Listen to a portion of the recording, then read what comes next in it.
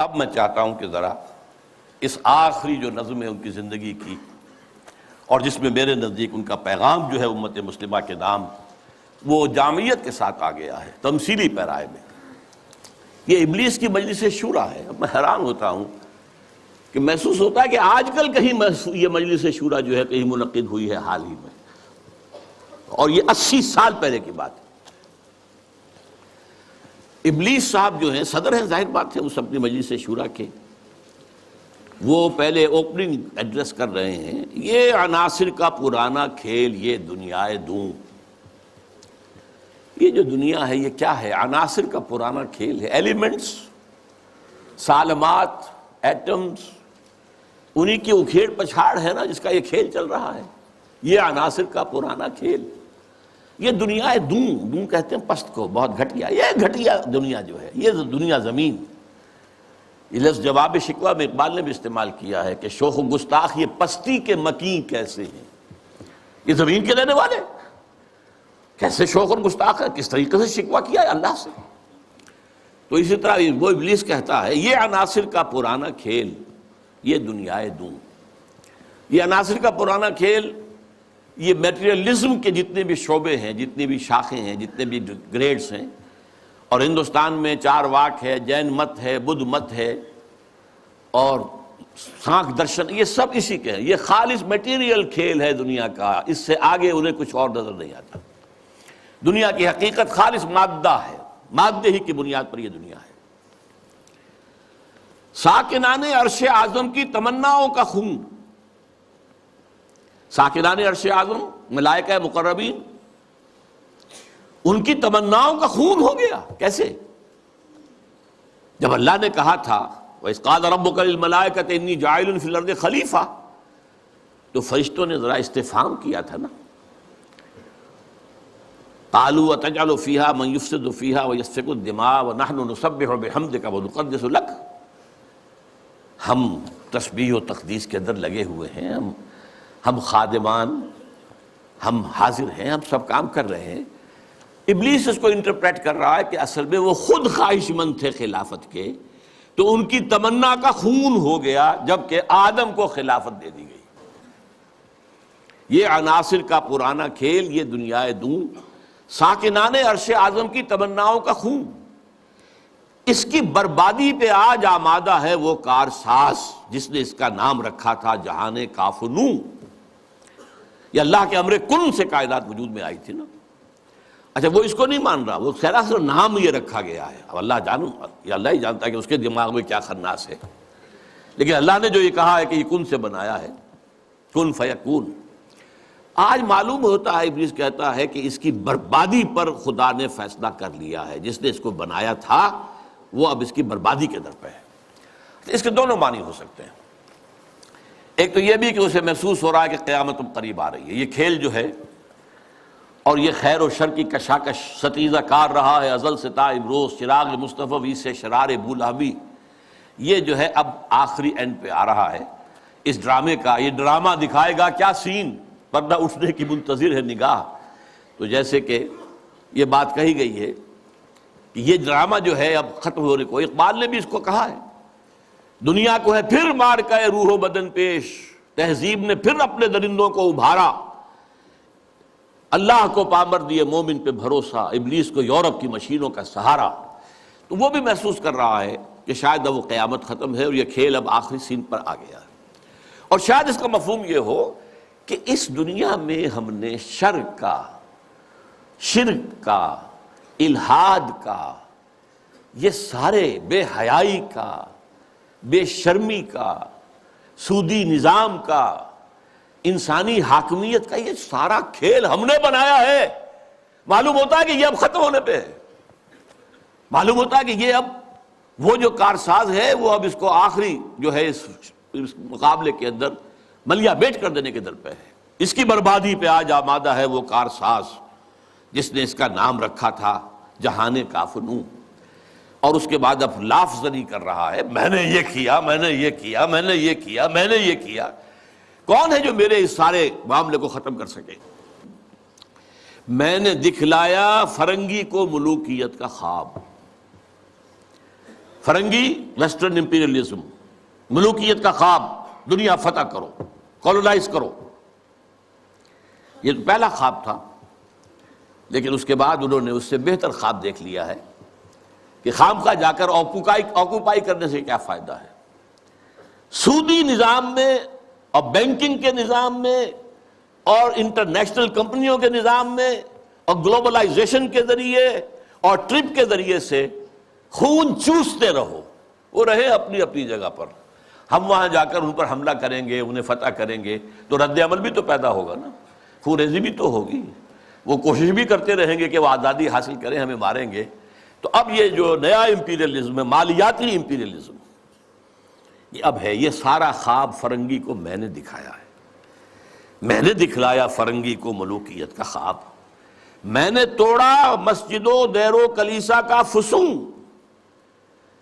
یہ مسجد اور دیر اور کلیسا اور مندر اور یہ اور وہ، اس کا سارا اثر میں نے ختم کر دیا. کیا کیا؟ سیکولرزم کی پٹی بڑھا دی. بھائی یہ علیحدہ انسان کا انفرادی معاملہ ہے، کوئی مسجد میں جائے، مندر میں جائے، کہیں اور جائے، وہاں جائے، یہاں جائے، کلیسا میں جائے، سینیگوگ میں جائے، کہاں جائے، کوئی نہیں، جاؤ. لیکن ملکی نظام، ملکی قانون، حکومت، ریاست، معیشت، معاشرت، اس کا کوئی تعلق کسی مذہب سے نہیں. وہ جو بھی اثرات تھے، جو بھی ہولڈ تھا مذاہب کا، آخر خدا کو تو مانتے تھے نا. اس دور حاضر سے قبل جو ہے انسان کی گمراہی صرف ایک تھی، شرک. وہ کیا ہے؟ ایک بڑے خدا کے ساتھ چھوٹے چھوٹے خداؤں کو بھی ماننا. بڑے خدا کا انکار نہیں تھا. اب کیا کیا گیا ہے؟ اس بڑے خدا کو اٹھا کے مسجد میں بند کر دو، مندر میں بند کر دو، سینیگوگ میں بند کر دو، چرچ میں بند کر دو، اور جہاں پورا ہمارا نظام ہم چلائیں گے. We are the sovereigns. Sovereignty belongs to us. ہم جو چاہے کریں. لہذا میں نے دکھلایا فرنگی کو ملوکیت کا خواب، امپیریلزم، اور میں نے توڑا مسجد و دیر و کلیسا کا فسون، سیکولرزم. میں نے ناداروں کو سکھلایا سبق تقدیر کا. ناداروں کو، غریبوں کو میں نے کہا بھئی ٹھیک ہے، یہ تمہاری قسمت ہے. تم کسان ہو، ہاری ہو، تمہاری قسمت یہی ہے، اس کی طرف سے ہے، رب کی طرف سے ہے. کوئی بغاوت کا خیال پیدا نہ ہو جائے، کہیں کو کھڑے ہو کر کوئی ریزسٹنس کی موومنٹ شروع نہ کر دینا. تقدیر ہے، تن بے تقدیر، تقدیر کے حوالے. میں نے ناداروں کو سکھلایا سبق تقدیر کا. میں نے منعم کو دیا سرمایہ داری کا جنوں. یہ لفظ منعم جو ہے عربی کا، یہ منعم بھی ہو سکتا ہے، منعم بھی ہو سکتا ہے. منعم اس میں فاعل ہے، منعم اس میں مفعول ہے. منعم نعمتیں دینے والا، منعم جس کو نعمتیں دی گئیں. یعنی یہ بھی ہو سکتا ہے کہ پہلے جن کے پاس دولت ہوتی تھی وہ اس کو خیرات کرتے تھے، صدقات کرتے تھے، خیر کے کاموں میں لگاتے تھے، پن کے ثواب کے کاموں میں لگاتے تھے. میں نے اس کے بجائے کہا بیگم پاگل ہو گئے ہو، جمع کرو سرمایہ داری. میں نے منعم کو دیا سرمایہ داری کا جنوں. اور جس کے پاس فاضل سرمایہ دولت اللہ نے دی تھی، اس کا جو طریقہ تھا کہ یسألونک ماذا ينفقون قل العفو، میں نے کہا نہیں، جو بھی ہے جمع کرو. جمع فاوعى، جس نے جمع کیا اور خوب پھر سینت کر رکھا، سنبھال کر رکھا، بچا کر رکھا. یا کہا جمع مالا وعددہ یحسب ان مالہ اخلدہ. یہ سبق میں نے دولت مند کو سکھا دیا. تو میں نے ناداروں کو سکھلایا سبق تقدیر کا. میں نے منعم کو دیا سرمایہ داری کا جنوں. کون کر سکتا ہے اس کی آتش سوزاں کو سرد، جس کے ہنگاموں میں ہو ابلیس کا سودے دروں؟ کون ہے؟ میں نہیں ماننے کو تیار کہ ہمارے اس پورے کھیل کو کوئی طاقت ہے ایسی کہ جو ختم کر سکتی ہے. یہ لفظ نہیں کر رہا ہے. آخر کچھ خود سیلف ایشورنس کے لیے بھی، کچھ ساتھیوں کے بھی دل بڑھانا ہوتا ہے نا. آخر چاہے آدمی دیکھ رہا ہو کہ I am fighting a losing battle, لیکن پھر بھی ساتھیوں کو تو برقرار رکھنے کے لیے دل بڑھانا، کوئی دل جوئی کرنا، کوئی حوصلہ دینا. کون کر سکتا ہے اس کی آتش سوزاں کو سرد، جس کے ہنگاموں میں ہو ابلیس کا سوز دروں، اور جس کی شاخیں ہوں ہماری آبیاری سے بلند، کون کر سکتا ہے اس نخل کہن کو سرنگوں۔ بس یہ خطاب تو ختم ہو گیا، لیکن سوال یہ سمجھ میں نہیں آیا کہ آپ نے یہ مجلس شورا بلائی کائے کے لیے؟ تو پہلا مشیر جو ہے وہ گویا ہوتا ہے، اس میں کیا شک ہے کہ محکم ہے یہ ابلیسی نظام۔ آپ نے جو فرمایا سچ کہا، یہ ابلیسی نظام، یہ سیاسی نظام، یہ liberal democracy human sovereignty basis پر، اور یہ جوئے اور سود پر مبنی سارا ظالمانہ استحصالی نظام معاشی، اور یہ بے حیائی کہ انسان حیوان بن گیا ہے۔ اقبال نے اپنی وہ جو ذرا غزلیں ان کی باغ درا کے آخر میں ہیں، کچھ استہزائیہ انداز میں بھی ہیں، یہ کوئی دن کی بات ہے مرد ہوش مند، غیرت نہ تجھ میں ہوگی نہ زن اوٹ چاہے گی، وہ اوٹ بھی نہیں رہے گی۔ معاملہ اس درجے جو ہے فحاشی کی انتہا کو پہنچ جائے گا، پہنچا ہوا ہے۔ آپ کو معلوم ہے جو کچھ یورپ میں ہوتا ہے، ریلوے اسٹیشن کے پلیٹ فارم کے اوپر کھڑے ہوئے جو کچھ کر رہے ہوتے ہیں، وہ سب کے سامنے موجود ہے۔ اس میں کیا شک ہے کہ محکم ہے یہ ابلیسی نظام۔ پختہ تر اس سے ہوئے خوئے غلامی میں عوام، یہ بہت اہم ہے۔ عوام کے اندر ایک پیسیمسٹک ایک انداز پیدا ہو چکا ہے، وہ ایکٹیوسٹ نہیں ہے، اب وہ کام کرنے کو تیار نہیں ہے، خوئے غلامی میں پختہ ہو گئے، دبے رہنے کے لیے تیار ہیں، ایکسپلائٹ کیے جانے کے لیے تیار ہیں۔ پختہ تر اس سے ہوئے خوئے غلامی میں عوام، ہے ازل سے ان غریبوں کے مقدر میں سجود، ان کی فطرت کا تقاضا ہے نماز بے قیام۔ نماز بے قیام کسے کہتے ہیں؟ وہ نماز جس میں قیام نہ ہو۔ نماز میں قیام ہے، پھر رکوع ہے، پھر سجود ہے، پھر سجود ہے، پھر کھڑے ہونا ہے، لیکن ان لوگوں کی نماز اب وہ ہے جس میں قیام ہے ہی نہیں، رکوع ہی رکوع ہے یا سجود ہی سجود ہے، ہر جگہ جو ہے ماتھا ٹیکے ہوئے بیٹھے ہوئے ہیں، اور ہر جگہ پر جو ہے اس پورے سارے نظام کو، ظالمانہ نظام کو قبول کیے ہوئے ہیں۔ کچھ تقدیر تن بتقدیر ہیں، کچھ کہتے ہیں مجبور ہیں، کیا کریں، کچھ حال مست ہیں، کچھ مال مست ہیں، لیکن یہ کہ کوئی بھی اس کے مقابلے میں آنے کو تیار نہیں ہے۔ آرزو اول تو پیدا ہو نہیں سکتی کہیں، ہو کہیں پیدا تو مر جاتی ہے یا رہتی ہے خام۔ آرزو، امنگ، کوئی اعلیٰ اونچا خیال، کوئی اونچا اعلیٰ نصب العین، کوئی اونچا آدرش، کچھ نہیں، یہ ہے ہی نہیں۔ حیوان کی سطح پر نظر آ چکا۔ آرزو اول تو پیدا ہو نہیں سکتی کہیں، ہو کہیں پیدا تو مر جاتی ہے یا رہتی ہے خام۔ اگر ہو بھی جائے تو مر جاتی ہے فوراً۔ یعنی یوں سمجھیے کہ اول تو زمین بنجر ہے، یہاں سے کسی چیز کی رویدگی کا امکان ہی نہیں۔ اگر کوئی چیز اگ بھی آئے تو اس فضا کے اندر آکسیجن ہی نہیں ہے، پروان کیسے چڑھے گی؟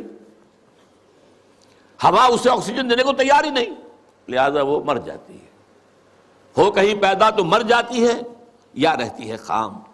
یہ ہماری سعی پہم کی کرامت ہے کہ آج صوفی و ملا ملوکیت کے بندے ہیں تمام۔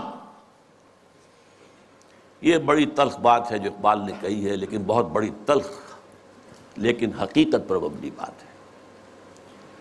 صوفی و ملا ملوکیت کے بندے ہیں تمام۔ خلافت راشدہ کے بعد جو نظام ہمارا چلا ہے اس میں صوفی و ملا، علماء اور صوفیاء، ان کا نظام کیا تھا؟ ملوکیت کو سپورٹ، ایک نیگیٹو سپورٹ ہے۔ خانقاہوں میں بیٹھو، اللہ اللہ کیے جاؤ، ضربیں لگائے جاؤ، یہ کیے جاؤ، اپنا تزکیہ کیے جاؤ، مانجھے جاؤ اپنے آپ کو، رگڑے جاؤ، اسی میں زندگی بتا لو، چھوڑ کر اوروں کی خاطر یہ جہانے بے ثبات۔ اب باہر کیا ہو رہا ہے کیا نہیں ہو رہا ہے، اسے کوئی غرض نہیں۔ شیطان ننگا ناچ رہا ہے، ناچے، ہمیں سے کیا غرض ہے؟ ہمارے پاس تو آئے ہیں، اتنے طالب ہیں، اتنے وہ سالک ہیں، وہ فلاں سالک آج اس مقام پر پہنچ گیا ہے، آج یہ مقامات، یہ سالک مقامات میں کھو گیا اور یہ امت خرافات میں کھو گئی۔ یہ سارا معاملہ جو ہے، اور ملا کا معاملہ کیا ہے؟ دو طرف سے۔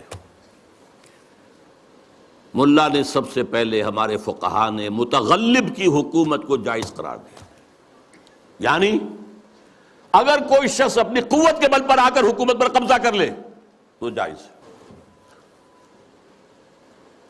اور حکمران کے خلاف کوئی بغاوت نہیں کر سکتے جب تک کہ وہ تمہیں کفر کا حکم نہ دے۔ کفر کا کائے کو حکم دے گا؟ وہ اپنے عیش بنائے گا، اپنے محل بنائے گا، اپنے رنگ رلیاں کرے گا، اپنے آپ کو کفر کا حکم دینے کی ضرورت کیا ہے؟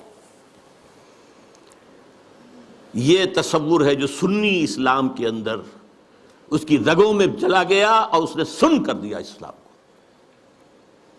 استثناء اگر ہے تو شیعہ اسلام ہے، وہ تسلیم نہیں کرتے، چاہے کھڑے نہ ہو، مقابلہ نہ کریں، تسلیم نہیں کرتے، ذہناً ریکنسائل نہیں کرتے، نفرت کرتے۔ یہی ان کی پوری تاریخ کے اندر ہے۔ لیکن ہمارے ہاں کیا ہے؟ شیخ الاسلام بن کر بیٹھے ہوئے ہیں۔ استاد نے، امام ابو حنیفہ نے تعاون گوارا نہیں کیا اس ملوکیت کے ساتھ۔ عہدے کی پیشکش کی گئی، قاضی القضات ہو جاؤ گے تم، تمہارا فتویٰ جو ہوگا وہی قانون بن جائے گا۔ ان کا نہیں، ہرگز نہیں۔ جیل کاٹی، مارے کھائیں۔ شاگرد نے، قاضی ابو یوسف، عہدہ قبول کر کے تعاون شروع کر دیا۔ استاد نے کہا تھا مزارعت حرام، جس کی زمین ہے خود کاشت کرے۔ شاگرد صاحب نے کچھ تھوڑی سی شرطیں لگا کے مزارعت جائز۔ کیوں؟ ملوکیت کے پاؤں ہوتے ہیں جاگیردار، وہ جیسے کنسلا ایک ہم کہتے ہیں، ایک جانور ہوتا ہے جس کے بہت پاؤں ہوتے ہیں، سینٹی پیڈ اور اس طرح پاؤں، ایسے ہی جاگیرداری کے پاؤں ہوتے ہیں۔ یہ 30 ہزاری منصبدار ہے، یہ 20 ہزاری منصبدار ہے، یہ 10 ہزاری ہے، یہ 5 ہزاری ہے۔ ان پاؤں پر ملوکیت کھڑی ہوتی ہے۔ یورپ میں کیا تھا؟ یہی فیوڈلز، بیرنز، لارڈز، ان کے اوپر بادشاہ۔ لہذا اور آپ نے دے دی بڑی جاگیر، لیکن ایک آدمی کیسے کاشت کرے گا؟ اسے مزارع چاہیے۔ ابو حنیفہ کہہ رہا ہے حرام ہے، کیسے بات بنے گی؟ لیکن نہیں، جواز ہے، یہ شرطیں لگا لو، جواز ہے۔ نمبر 3، اس سے بھی زیادہ تلخ، سود کی بھی ایک گنجائش اسلام میں پیدا کر دی۔ یہ ہماری فقہ، آپ جان لیجئے، فقہ کی بات کر رہا ہوں، کتاب و سنت ہے ہمارا دین اصل۔ ایتونی بشیء من کتاب اللہ و سنت رسولہ حتی اقول، یہ فقہ دین نہیں ہے۔ اور نمبر 2، علماء نے علم کلام کی جو بھی بات کی ہے، جو ان چیزوں کو جو بعض طبیعیاتی مسائل ہیں ان کو بحث کا، نزاع کا جو موضوع بنایا ہے، یہ دونوں چیزیں بھی، وہ اس سے بھی عمل کا جذبہ سرد ہو جاتا ہے۔ تو یہ پیسیفیکیشن جو ہے، پیسیفائی کر دینا عوام کو، طلب تقدیر ہو جانا، کوئی متغلب ہے تو کوئی بھی ہے بھائی طاقت والا ہے، آ گیا ہے، اب تو ماننا ہے، اب تو وہی امیر المومنین ہے، اب تو اسی کا حکم ماننا ہے، الا یہ کہ وہ کفر کا حکم دے، بس۔ اور یہ کہ جاگیرداری جو ہے وہ جائز ہے۔ حالانکہ آپ کے علم میں رہنا چاہیے، پہلا مجدد اور مجدد کامل عمر بن عبدالعزیز، انہوں نے صرف 2 کام ہی تو کیے تھے نا، کیا تجدید کی تھی؟ ابھی نہ فرقہ بدت پرستی تھی، نہ فرقہ بندی تھی، نہ علم کلام تھا، نہ شاعرہ تھے، نہ اور لوگ تھے، کوئی بحث تھی ہی نہیں۔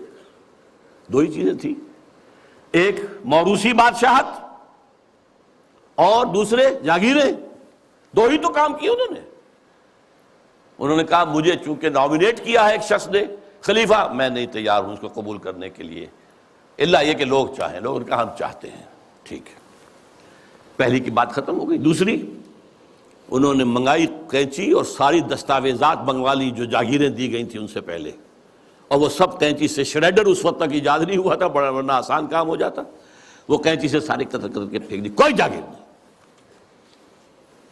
لیکن اس کے بعد کیا ہوا؟ جاگیرداری بھی آئی، غیر حاضر زمینداری آئی، یہ سارے شیطانی جو ہے چکر سارے کے سارے آ گئے۔ تو فرمایا یہ ہماری سعی پہم کی کرامت ہے کہ آج صوفی و ملا ملوکیت کے بندے ہیں تمام۔ طب مشرق کے لیے موضوع یہی افیون تھی، ورنہ قوالی سے کچھ کم تر نہیں علم کلام۔ قوالی بھی کیا کرتی ہے؟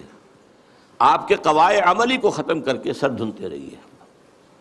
علم کلام بھی یہی کرتا ہے، مسائل، اللہ کی صفات اس کی ذات پر اضافی ہیں یا اس کے ذات کا جز ہیں، صفات حادث ہیں یا قدیم ہیں، اس کائنات کا کیا ہے ربط حادث بالقدیم، یہ کائنات حادث ہے، اللہ کی ذات قدیم ہے، رابطہ کیا ہے ان کا، کیا کنیکشن ہے؟ یہ مسائل جو لا ینحل ہیں، یہ اس ماورا اس طبقے سے تعلق ہے ان تمام کا کہ ان کو حل ممکن نہیں ہے۔ قرآن نے، حدیث نے ان کو چھیڑا ہی نہیں ہے۔ اپنی جگہ مسائل ہیں، فلسفے میں بحثیں ہوتی ہیں، گفتگویں ہوتی ہیں، لیکن یہ کہ ان کو موضوع بنا لینا، انہی پر بحثیں ہونا۔ میں صرف تاریخی طور پر آپ کو بتا رہا ہوں، جب ترک قسطنطنیہ کا محاصرہ کیے ہوئے پڑے ہوئے تھے تو آیا صوفیہ جو ان کا سب سے بڑا چرچ تھا، اب بڑی مسجد ہے وہ، وہاں پر مناظرہ ہو رہا تھا کن مسائل پر؟ علماء عیسائیوں کے، ایک سوئی کی نوک پر کتنے فرشتے آ سکتے ہیں؟ حضرت عیسیٰ کی ولادت کے بعد بھی حضرت مریم کنواری رہ گئیں یا نہیں؟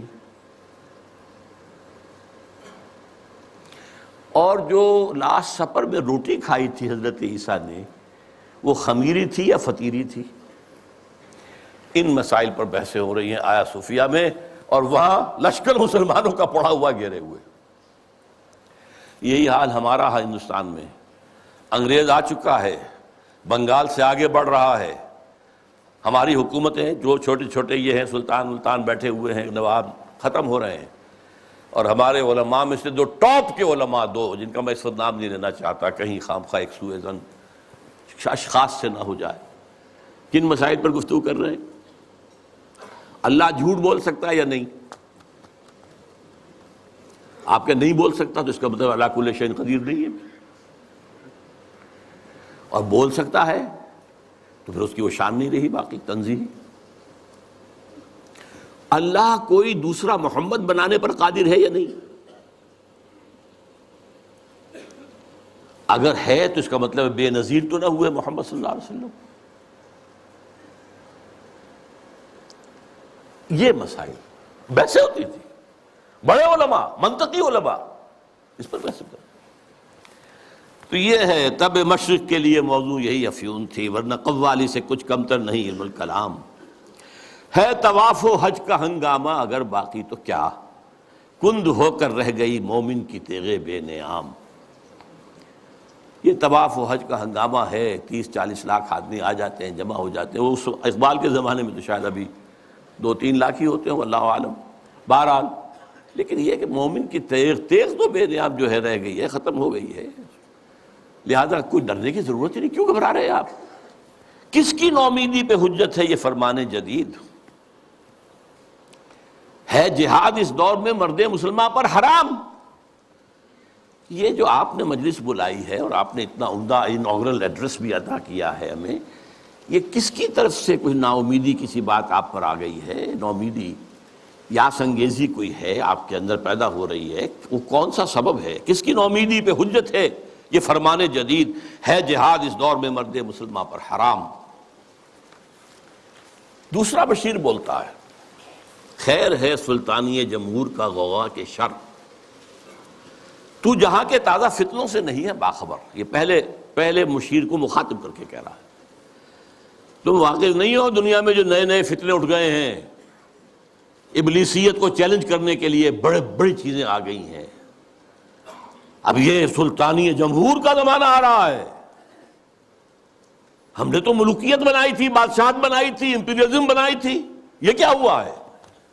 یہ بادشاہت ختم ہو رہی ہے، یہ فرینچ ریولوشن آ چکا ہے، یہ کیا ہو رہا ہے؟ سلطانی جمہور، خیر ہے سلطانی جمہور کا غوغا کے شر، تو جہاں کے سارا فتنوں سے نہیں ہے باخبر۔ اس کے جواب میں پہلا مرشد جو کچھ کہہ رہا ہے، میں سمجھتا ہوں یہ ماسٹر پیس ہے اس نظم کا حصہ۔ میں ہوں باخبر، میں جانتا ہوں، مجھے بے خبر نہ سمجھو، ہوں، مگر میری جہاں بینی بتاتی ہے مجھے میں یہ پوری دنیا کو میں نے دیکھا بھالا ہے، سمجھا ہے، سمجھایا ہے، وہ مجھے بتاتی ہے جو ملوکیت کا ایک پردہ ہو کیا اس سے خطر؟ یہ تو ملوکیت کا ایک پردہ ہے، یہ جمہور کی حاکمیت وہی گند ہے، وہی شرک ہے، وہی کفر ہے، وہی خباثت ہے، وہی غلاظت ہے جو ایک فرد کی حاکمیت۔ کیا فرق پڑا؟ Why do you fear؟ ہمیں کون چیلنج کر رہا ہے اس میں؟ کسی نے خدا کی بات کی ہے؟ ہوں، مگر میری جہاں بینی بتاتی ہے مجھے جو ملوکیت کا ایک پردہ ہو کیا اس سے خطر؟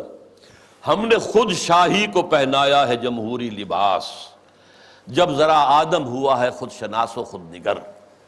یہ تو ہم نے خود بادشاہت کو یہ جمہوری لبادہ اڑا دیا ہے، اس لیے کہ اب انسان ذرا خود شناس ہو گیا ہے، کچھ اپنی حیثیت بھی سمجھنے لگا ہے، سیلف امپورٹنس، سیلف کانشسنس، خود نگر، اپنے حقوق کی بھی نگرانی چاہتا ہے، میں بھی کچھ ہوں، صرف بادشاہی تو نہیں ہے۔ اچھا بھائی لڑو، ایک لبادہ اڑا دو، سب کے سروں کے اوپر وہ گندگی تھوڑی تھوڑی بانٹ کے رکھ دو۔ اور یہ ذہن میں رکھ لیجئے، علامہ اقبال کا یہ ویژن بہت گہرا ہے اور بہت عمدہ ہے۔ ہر کجا بینی جہان رنگ و بو، کہ از خاکش بروید آرزو، یا ز نور مصطفیٰ اورا بہاست، یا ہنوز اندر تلاش مصطفیٰ است۔ دنیا میں جہاں کہیں بھی تمہیں کوئی نور نظر آئے گا، کوئی خیر، کوئی بھلائی کی بات جس سے کوئی آرزو جو ہے، وہ جو کہا تھا کہ آرزو اول تو پیدا ہو نہیں سکتی کہیں، وہ آرزو امنگ پیدا ہو انسان کے اندر، یا تو نور مصطفیٰ کا ظہور ہو رہا ہے، یہ وہی روشنی ہے جو مصطفیٰ نے دی تھی صلی اللہ علیہ وسلم، یا ابھی انسان اسی نور مصطفیٰ کی تلاش میں جا رہا ہے۔ یہ جو ڈائلیکٹیکل پروسیس چل رہا ہے دنیا میں، یہ کشاں کشاں جا رہا ہے اسی نظام کی طرف جو محمد نے دیا تھا صلی اللہ علیہ وسلم۔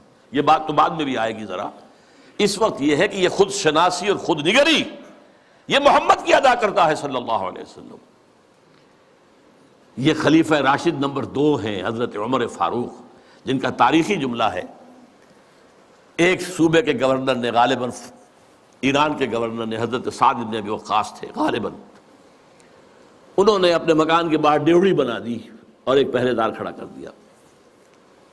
اب یہ تو نہیں کہ ہر وقت کوئی آئے اور ملنے کے لیے تیار ہو، آخر گورنر ہے، اس کا بھی کوئی پرائیویسی ہوتی ہے، ٹائم ہے۔ پرچہ نویس ہوتے تھے، انہوں نے خبر بھیج دی حضرت عمر کو کہ سعد نے یہ کام کیا ہے۔ آپ نے خط دے کر ویلچی کو بھیجا اور کہا پہلے جا کر اس ڈیوڑی کو آگ لگا دینا اور پھر میرا یہ خط دینا۔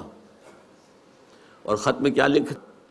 انسانوں کو ان کی ماں نے آزاد جنا تھا، تم کون ہوتے انہیں اپنا غلام بنانے کے لیے؟ Who are you؟ تم نے انہیں اپنا غلام بنا لیا۔ یہ حریت جس کا لوہا مانا ہے ایچ جی ویلز نے، اس نے کوٹ کیا ہے، لا فضل لعربی علی عجمی ولا لعجمی علی عربی ولا لاسود علی احمر ولا لاحمر علی اسود الا بالتقوی۔ کسی عرب کو کسی اجمی پر فضیلت نہیں، کسی اجمی کو کسی عرب پر فضیلت نہیں، کسی گورے کو کسی کالے پر نہیں، کسی کالے کو کسی گورے پر نہیں، سوائے تقوی کے۔ یہ کوٹ کر کے کہتا ہے although the sermons of human fraternity, freedom and equality were said before also, and we find a lot of such sermons in Jesus of Nazareth, but it must be admitted that it was Muhammad sallallahu alaihi wasallam who for the first time in history established a society based on these principles۔ یہ ہے حریت۔ تو کہتے ہیں ہم نے خود شاہی کو پہنایا ہے جمہوری لباس، جب ذرا آدم ہوا ہے خود شناس و خود نگر۔ یہ خود شناسی اور خود نگری محمد کی عطا کردہ ہے صلی اللہ علیہ وسلم۔ کاروبار شہریاری کی حقیقت اور ہے، یہ وجود میر و سلطان پر نہیں ہے منحصر۔ یہ بادشاہ ہو ایک بیٹھا ہوا، اس کی کوئی جو ہے میر ہو، سلطان ہو، نہیں۔ کاروبار شہریاری جو ہے حکومت اور ملوکیت کی اس اصل حقیقت کچھ اور ہے۔ وہ کیا ہے؟ اگلے شعر میں بیان ہو رہی ہے۔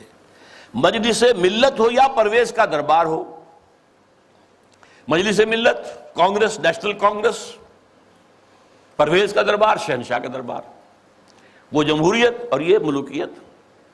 مجلس ملت ہو یا پرویز کا دربار ہو، ہے وہ سلطان غیر کی کھیتی پہ ہو جس کی نظر۔ بادشاہ تو وہ ہوتا ہے جو غیر کی کھیتیوں کے اوپر ڈر ڈال کر وہاں سے کھینچ لینا چاہتا ہو، وہاں ان کو لوٹنا چاہتا ہو، وہ بادشاہ۔ وہ بادشاہ جو ہے کبھی فرعون تھا اور کبھی نمرود تھا اور کبھی اور تھے، نماردہ تھے اور تھے، لیکن یہ کہ اب یہ ہے کہ وہ امپیریلزم کی شکل میں آیا ہے۔ پورا ایشیا کولونائز ہوا تھا اور اب تو پوری دنیا کو وہ اپنے world bank, IMF، globalisation, TRIPS, ان کے شکنجے میں کس لینا چاہتے ہیں۔ تو نے کیا دیکھا نہیں مغرب کا جمہوری نظام، چہرہ روشن اندروں چنگیز سے تاریک تر۔ یہ مغرب کا جمہوری نظام کیا ہے؟ بڑا روشن ہے، بہت۔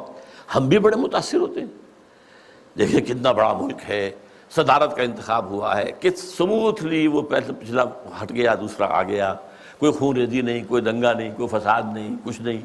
ہماری طرح تو نہیں ہوتا، بلکہ شکست کھانے والا فوراً جا کے مبارکباد دے دیتا ہے، بجائے اس کے کہ دھاندلی ہوئی ہے، دھاندلی ہوئی ہے، دھاندلی ہوئی ہے، وہ جو ہمارے ہاں ہوتا ہے۔ تو اب اس سے ہم متاثر تو ہوتے ہیں، لیکن سوال تو یہ ہے کہ یہ سارا نظام کیا ہے؟ یہ دنیا کو نچوڑنے کا جو نظام بنایا جا رہا ہے، اس گلوبلائزیشن کے اندر جو خباثتیں ہیں وہ ہم نہیں جانتے، اہل یورپ جانتے ہیں، اہل امریکہ جانتے ہیں۔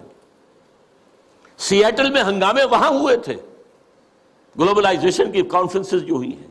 ڈیووس میں ہنگامہ یورپ میں ہوا ہے، پھر واشنگٹن میں ہوا ہے۔ ہمیں تو پتہ بھی نہیں کیا ہو رہا، ہماری قسمتوں کے سودے ہوتے ہیں، ہماری حکومتیں جو بھی ہیں وہ جو دستخط کر کے آ جاتی ہیں، اللہ خیر صلی اللہ۔ ایک اور جگہ اس جمہوریت کے بارے میں اقبال جو کہتا ہے وہی ساز کہن مغرب کا جمہوری نظام، جس کے پردوں میں نہیں غیرض نوائے قیصری، دیو استبداد جمہوری قبا میں پائے کوب۔ پائے کوب پاؤں مارنا، جیسے کہ کوئی ڈانسر جو ہے وہ اپنے پاؤں زمین کے اوپر مارتی ہے یا مارتا ہے۔ دیو استبداد جمہوری قبا میں پائے کوب، تو سمجھتا ہے یہ آزادی کی ہے نیلم پری؟ کیا بتاؤں کیا ہے؟ اچھا، لیکن اب تیسرا مشیر بولتا ہے، روح سلطانی رہے باقی تو پھر کیا اضطراب؟ اگر یہ ملوکیت رہے باقی کسی نہ کسی شکل میں، روح سلطانی باقی رہے تو پھر ہمیں کوئی حرج نہیں، امپیریلزم موجود رہے تو ہمیں کوئی اعتراض نہیں، ہیومن ساورنٹی موجود رہے تو ہمیں کوئی اعتراض نہیں، روح سلطانی رہے باقی تو پھر کیا اضطراب ہے؟ مگر کیا اس یہودی کی شرارت کا جواب، وہ کلیم بے تجلی، وہ مسیح بے صلیب، نیست پیغمبر ولیکن در بغل دارت کتاب۔ اب یہ کس کی طرف اشارہ ہو رہا ہے؟ کارل مارکس کی طرف۔ یہودی، جرمنی کا رہنے والا، 1818 میں پیدا ہوا ہے۔ اس کے دماغ میں وہ سب کمیونزم، سوشلزم کے جو خیالات تھے، ان کی بنا پر جرمنی والوں نے نکال دیا جلا وطن۔ فرانس میں جا کر ڈیرا لگایا، وہاں بیٹھ گیا، وہاں سے بھی نکالا گیا۔ انگلینڈ گیا، انگلینڈ ایسے سب کو، بگڑے تگڑوں کو سب کو پناہ دیتا ہے۔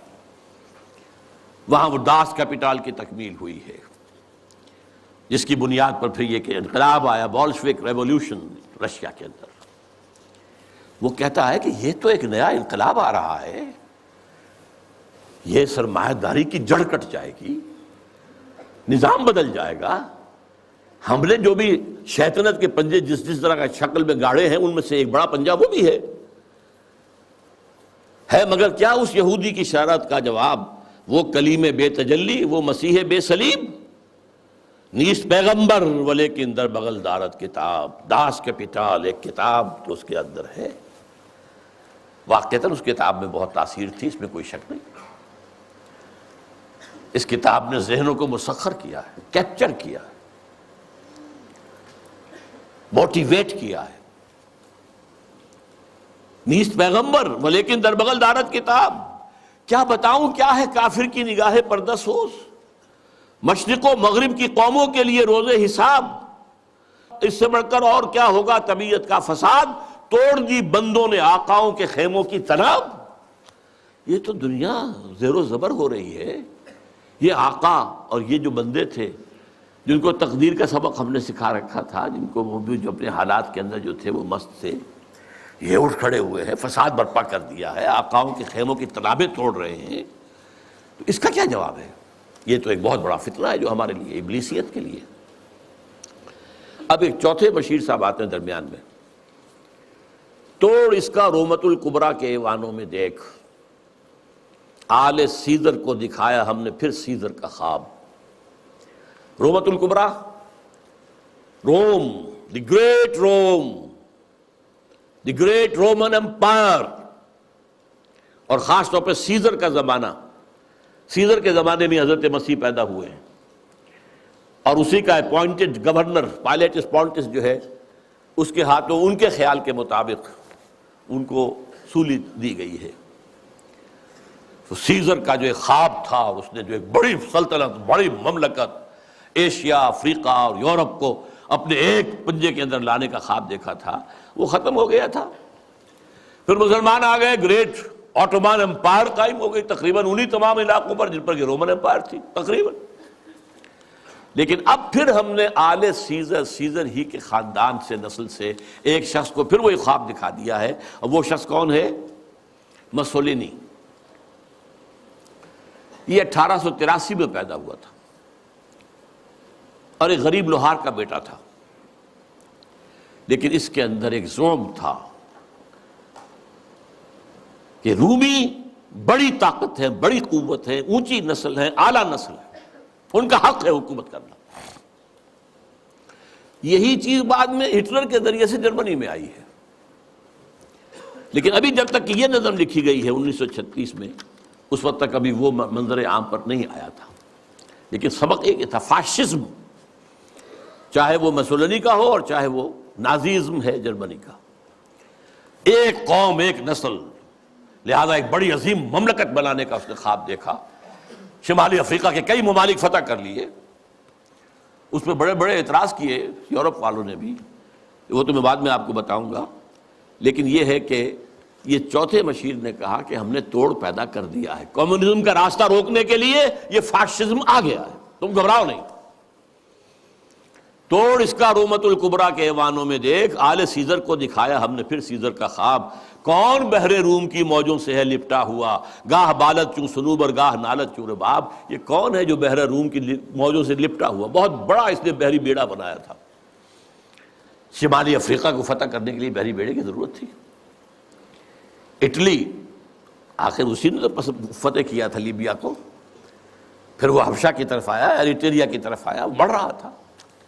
اس پر جب اعتراض ہو رہا تھا، اگرچہ اس کو تو قتل کر دیا اسی کے جو لوگ تھے اس کی پارٹی کے 1945 میں، لیکن بہرحال وہ ایک فلسفہ دے گیا تھا۔ اقبال کی ایک اور نظم ہے، وہ میں تیزی سے آپ کو پڑھ کر سنا دیتا ہوں۔ جب ویسٹ میں بہت تنقید ہوئی مسولینی پر، تو جواب میں وہ کہتے ہیں، علامہ اقبال کہتے ہیں مسولینی کی زبان سے، یا مسولینی کہتا ہے علامہ اقبال کی زبان سے، کیا زمانے سے نرالا ہے مسولینی کا جرم؟ بے محل بگڑا ہے معصومان یورپ کا مزاج۔ یہ معصوم بیٹھے ہوئے انگریز اور یہ فرانسیسی، یہ بڑے معصوم قوم ہے، یہ کہتے ہیں کہ یہ کیا کر رہا ہے مسولینی، یہ کیا جو ہے خوریزی کر رہا ہے۔ کیا زمانے سے نرالا ہے مسولینی کا جرم؟ بے محل بگڑا ہے معصومان یورپ کا مزاج ہے، میں پھٹکتا ہوں تو چھلنی کو برا لگتا ہے۔ کیوں؟ چھاج پھٹکتا ہے، چھلنی جو ہے اس کے اندر سے وہ چیز کو نکلتی ہے۔ میں پھٹکتا ہوں تو چھلنی کو برا لگتا ہے، کیوں؟ ہے سبھی تہذیب کے اوزار، تو چھلنی میں چھاج۔ میرے سودائے ملوکیت کو ٹھکراتے ہو تم نے کیا توڑے نہیں کمزور قوموں کے زجاج؟ تم نے لوٹے بے نوا سیرا نشینوں کے خیام، تم نے لوٹی کشت دہقاں، تم نے لوٹے تخت و تاج۔ پردہ تہذیب میں غارت گری آدم کشی، کل روا رکھی تھی تم نے، میں روا رکھتا ہوں آج۔ یہ ہے مسولینی کا جو موقف تھا جو علامہ اقبال نے بیان کیا۔ بہرحال اب پھر تیسرا مشیر بولتا ہے، میں تو اس کی عاقبت بینی کا کچھ قائل نہیں، جس نے افرنگی سیاست کو کیا یوں بے حجاب۔ کہ میں تو کچھ زیادہ قائل نہیں ہوں اس مسولینی کی کوئی عاقبت اندیشی، یہ ہمارے کام کا آدمی نہیں ہے۔ افرنگی سیاست کو اس طرح بے حجاب کر دیا کہ تم بھی لٹیرے ہو، تم نے بھی خوریزیاں کی ہیں، تم نے بھی ملک لوٹے ہیں، تم نے بھی لوگوں کے خون چوسے، میں کر رہا ہوں تو کون سا نیا جرم ہے؟ کیا زمانے سے نرالا ہے مسولینی کا جرم؟ وہ کہتا کہ یہ تو اصل میں یہ اشتراکیت کے خلاف، تو یہی جو ویسٹرن کیپٹلزم ہے یہی تو اصل دفاع بن سکتا تھا، اور اسی کو مسولینی کمزور کر رہا ہے۔ میں تو اس کی عاقبت بینی کا کچھ قائل نہیں جس نے افرنگی سیاست کو کیا یوں بے حجاب۔ پانچواں مشیر اب کہتا ہے، اے تیرے سوز نفس سے کار عالم استوار، جناب ابلیس، مہاراج ابلیس، آپ کے سوز نفس ہی سے تو سارا یہ کار عالم جو ہے یہ چل رہا ہے۔ تو نے جب چاہا کیا ہر پردگی کو آشکار، تو نے جب چاہا چھپے ہوئے رازوں کو آشکار کر دیا، کھول دیا، بیان کر دیا۔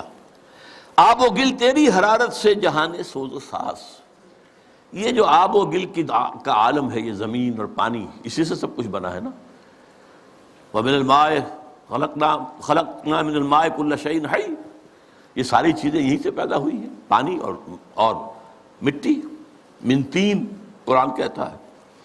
آب و گل تیری حرارت سے جہان سوز و ساز، ابلہ جنت تیری تعلیم سے دانائے کار۔ ابلہ جنت، یہ اصل میں حضور کی جو ایک حدیث ہے بیان کی جاتی ہے، میں اس کے سند کا کیا مقام نہیں جانتا، اہل الجنت بلہن، کہ جنت میں لوگ جو ہوں گے وہ ہوں گے بہت ہی سادہ لوگ ہوں گے، بہت شریف ہوں گے، بہت سادہ لوگ، اس سے ابلہ کا لفظ بنا ہے۔ ابلہ جنت تیری تعلیم سے دانائے کار، یہ انسان جو ہے یہ تیری ہی تعلیم سے بڑے بڑے فلسفی بن کر ابھر آئے ہیں۔ تجھ سے بڑھ کر فطرت آدم کا وہ محرم نہیں، سادہ دل بندوں میں جو مشہور ہے پروردگار۔ خود وہ پیدا کرنے والا بھی آدمی کی فطرت سے اتنا واقف نہیں جتنا آپ ہیں۔ کام تھا جن کا فقط تقدیس و تسبیح و طواف، تیری غیرت سے ابد تک سرنگون و شمسار۔ یہ جو فرشتے جو تھے، یہ جو سارا ان کا کام ہی جو تھا ہمیشہ کے لیے تقدیس و تسبیح و طواف جو ہے، اب یہ تیری غیرت کی وجہ سے ابد تک سرنگون و شمس۔ ایک نظم ہے بال جبریل کے اندر اقبال کی، کہ حضرت جبریل کہتے ہیں ہمدم دیرینا کیسا ہے جہان رنگ و بو، اور ابلیس کہتا ہے سوز و ساز و درد و داغ و جستجو و آرزو۔ پھر حضرت جبریل کہتے ہیں ہر گھڑی افلاک میں رہتی ہے تیری گفتگو، کیا نہیں ممکن کہ تیرا چاک دامن ہو رفو۔ تو نے جو اللہ کے حکم سے سرتابی کی تھی، اپنے اس دامن کو اگر دوبارہ سی لے، رفو کر لے، تو پھر تیرا مقام جو ہے وہ ہو سکتا ہے بلند۔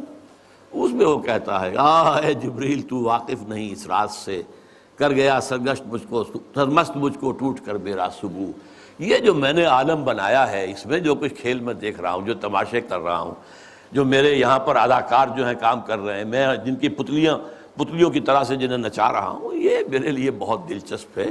یہ جو عالم ہے تمہارا، تو فقط اللہ اللہ اللہ، اس عالم میں اب میرا گزر نہیں، اب یہاں میرا گزر ممکن نہیں۔ کس قدر خاموش ہے یہ عالم بے کاخ و کو، یہاں تو کوئی حرکت ہے ہی نہیں، کوئی لڑائی ہو، کوئی جنگ ہو، مار پیٹ ہو، کوئی خونریزی ہو، وہ کچھ بھی نہیں۔ بہرحال گرچہ ہیں تیرے مرید افرنگ کے ساحر تمام، اب مجھے ان کی فراست پر نہیں ہے اعتبار۔ یہ جو ہے پانچواں مشیر، ذرا ایک نوٹ آف کہیے کہ ڈسینٹ، کہ یہ جو آپ کے جتنے بھی ہیں اس وقت دنیا میں، جتنے بھی چیلے چانٹے کام کر رہے ہیں، گرچہ ہیں تیرے مرید افرنگ کے ساحر تمام، اب مجھے ان کی فراست پر نہیں ہے اعتبار۔ وہ یہودی فتنگر، وہی کارل مارکس، وہ یہودی فتنگر، وہ روح مصدق کا بروز، روح مصدق کا بروز کہتے ہیں کسی گزری ہوئی شے یا گزرے ہوئے انسان کی روح کا جزوی طور پر یا کلیہ طور پر کسی اور میں بعد میں ظاہر ہو جانا۔ تو یہ جو کہا ہے کہ مصدق، یہ کون تھے؟ یہ 5ویں صدی عیسوی میں ایران میں پیدا ہوئے، اور جہاں تک تحقیق ہے زرتشت کے یہ پیروکار تھے، اور میرا گمان بھی یہی ہے، بعض لوگوں کا خیال ہے کہ زرتشت جو ہے وہ نبی تھے، واللہ عالم۔ اور سائرس جس نے کہ عظیم تر ایران کی بنیاد ڈالی تھی، جسے قرآن میں ذوالقرنین کہا گیا ہے، وہ اصل میں انہی کا تربیت دادا تھا۔ وہ جلا وطنی کی زندگی میں جب رہا ہے تو انہی کے زیر اثر رہا ہے، واللہ عالم۔ اس نے جو ہے زرتشتی فلسفے کو ذرا آگے بڑھایا۔ زرتشتی فلسفہ جو دنیا میں اب ہے، ہمیں نہیں معلوم انہوں نے کیا کہا تھا، جیسے کہ ایک کرسچینٹی اب ہے، حضرت مسیح نے اصلاً کیا کہا تھا، وہ تو اگر قرآن نہ ہوتا تو ہمیں کیسے معلوم ہوتا۔ بدھ مت اب جو کچھ ہے کیا پتہ واقعتاً وہ گوتم بدھ کی طرف اس کی نسبت درست ہے کہ نہیں ہے۔ اس طرح زرتشت کی طرف جو نسبت ہے، دو خدا ہیں، ایک نیکی کا خدا ہے یزداں، خدا خیر، اور ایک بدی کا خدا ہے اہرمن، خدا شر۔ البتہ اس کے اوپر بھی ایک خدا کو مانتا ہے، خدائے گاں، یعنی ان دونوں خداؤں پر بھی ایک خدا ہے۔ تو یہ وہی ہے معاملہ کہ ہر جو مشرکانہ نظام ہوتا ہے اس میں ایک بڑے خدا کو مان کر اس کے نیچے چھوٹے چھوٹے خدا کو مانا جاتا ہے، لیکن بڑے خدا کو مانتے ہیں۔ اللہ عرب میں ایک ہی تھا، آلہہ بے شمار تھے، اللہ ایک۔ یورپ میں چاہے وہ گریک سویلائزیشن تھی یا رومن، کیپٹل جی سے لکھے جانے والا گاڈ وہ ایک ہی تھا، اومنی پوٹنٹ، اومنیشینٹ، اومنی پریزنٹ، علی کل شیء قدیر، بکل شیء علیم، اور جہاں ہر جگہ موجود۔ لیکن نیچے گاڈز اینڈ گاڈیسز جو ہیں وہ چھوٹے جی سے لکھی جائے گی، گاڈز اینڈ گاڈیسز، یہ بے شمار۔ ہندوستان میں اسی طریقے سے یہاں پر بھی دیوی دیوتا بہت، لیکن مہادیو ایک ہی ہے۔ بہرحال وہ اس نے مصدق نے اس فلسفے کو آگے بڑھایا کہ دنیا میں جتنا شر ہے، حسد ہے، کینہ ہے، بغض ہے، غضب ہے، نفرت ہے، لڑائیاں ہیں، دنگے ہیں، فساد ہیں، خون ریزیاں ہیں، یہ سب عدم مساوات کی وجہ سے ہے۔ مساوات اگر قائم کر دی جائے تو یہ ختم ہو جائے گا۔ لہذا زر، زن، زمین، تین چیزیں زیر سے شروع ہوتی ہیں، یہ تینوں، زر، زن، زمین، ان کو سب انسانوں میں برابر تقسیم ہو جانا چاہیے۔ یہ فلسفہ ہے جو سب سے پہلے دنیا میں اس طرف آیا ہے، جدھر پھر ایک چھلانگ جو ہے وہ پھر کارل مارکس نے لگائی ہے، لیکن ابتدا کا فلسفہ یہ تھا مصدق۔ 548 عیسوی میں نوشیروان عادل نے اسے قتل کر دیا، اور اس کے بعد مصدقی فرقہ جو اس کا تھا، جتنے بھی پیروکار تھے، ان سب کو بھی تہہ تیغ کر دیا گیا، تو بات ختم ہو گئی۔ تو یہاں پر جو ہے وہ مشیر جو کہہ رہا ہے، پانچواں علامہ اقبال کہہ رہے ہیں اس کی زبان سے کہ وہ یہودی فتنہ گر، وہ روح مصدق کا بروز، ہر قبا ہونے کو ہے اس کے جنوں سے تار تار، زاغ دشتی ہو رہا ہے ہم سر شاہین و چرخ۔ یہ جنگلی کوے جو ہیں یہ شاہین اور شکروں کے برابر ہو رہے ہیں، کاشتکار زمیندار کے برابر ہو جائے گا، مزدور کارخانے دار کے برابر ہو جائے گا۔ کیا ہونے چلا ہے، کیا ہو رہا ہے، کیا قیامت آ رہی ہے؟ ہماری ابلیسیت کو تو بہت بڑا خطرہ جو ہے ہو چکا ہے لاحق۔ اور یہ اچھی طرح جان لیجئے، یہ صورت اتنی خوفناک تھی کہ پچھلی صدی کے وسط میں، مڈ 50s میں، ویسٹرن بلاک کانپ رہا تھا کمیونزم کی پیش رفت سے، جس آگ، جنگل کی آگ کی طرح بڑھ رہا تھا کمیونزم۔ سن 1917 کا جو ریولوشن تھا، کیسے کیسے چھلانگیں لگائیں، لیٹن امریکہ میں پہنچ گیا، مڈل امریکہ، کیوبا کے اندر موجود ہے، آج بھی موجود ہے، چائنا میں آ گیا، ہندوستان میں کمیونسٹ پارٹی بن گئی۔ یہ جو طوفان آ رہا تھا، اور اس سے بھی بڑھ کر بات کیا تھی، رشیا جو ہے وہ اسپیس کانکویسٹ کے اندر آگے نکل گیا تھا۔ سب سے پہلا سپوٹنک جو ہے وہ رشیا نے پھینکا ہے فضا کے اندر، خلا کے اندر، تو کانپ رہے تھے۔ اس کے بعد انہوں نے یہ سیٹو بنائی اور سینٹو بنائی اور کیا اور بنایا، اور نیٹو بنائی سب سے بڑی، یہ سب اس کو کسی طریقے سے۔ اور سب سے بڑی بات یہ، امریکہ بہادر نے ملینز کی تعداد میں قرآن شائع کر کے انگریزی میں اسے تقسیم کیا مسلمانوں میں، دی گلوریس قرآن، اور گیتا لاکھوں کی تعداد میں شائع امریکہ کر رہا، عیسائی، تاکہ بابا تم اپنے مذہب پر جمے رہو، یہ بے خدا ہے، یہ جو کمیونزم ہے یہ تو بالکل ہی مرید ہیں، ہم تو پھر بھی اب خدا کو تو مانتے ہیں نا بھائی، تمہارا نظام ہم نہیں مانتے، تمہارے رسول کو ہم نے نہیں مانا، خدا کو تو مانتے ہیں نا، کم سے کم ہمارا جو ہے یہ خیال کرو، ہمارا ساتھ دو اس کے مقابلے میں۔ Containment of Russia policy.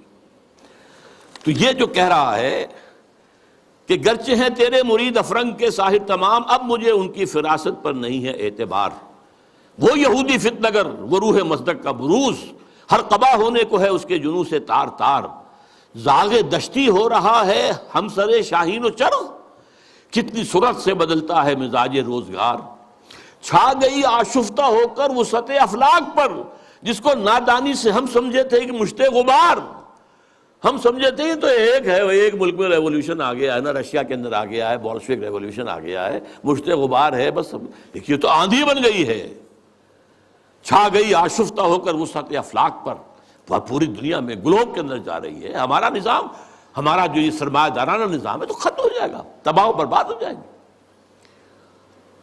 فتنہ فردا کی ہیبت کا یہ عالم ہے کہ اب دیکھیے ہیبت کا لفظ، یہ جو میں نے آپ کو بتایا ہے، اقبال کے سامنے وہ نقشہ نہیں تھا، لیکن میں نے جو آپ کو بتایا ہے کہ جس طریقے سے کہ ویسٹرن بلاک کانپ رہا تھا کہ رشیا اور اس کا جو یہ نظام ہے اس تیزی کے ساتھ بڑھ رہا ہے، تو ہمارے قدم تو نہیں جم سکتے اس کے مقابلے میں۔